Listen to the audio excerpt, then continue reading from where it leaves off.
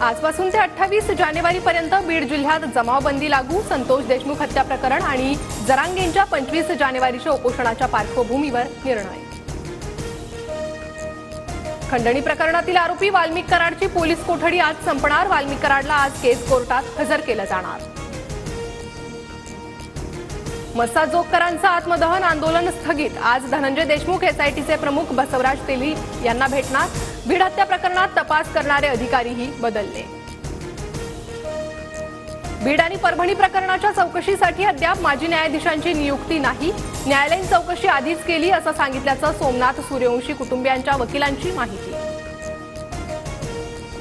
बीड प्रकरणात न्यायालयीन तपासासाठी अद्याप समिती कार्यान्वित नाही. सरकार पुरावे नष्ट होण्याची वाट पाहतंय का? रोहित पवारांचा सवाल.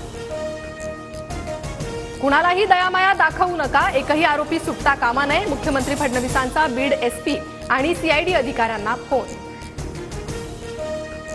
उपमुख्यमंत्री एकनाथ शिंदे धनंजय देशमुखांसोबत संवाद साधणार.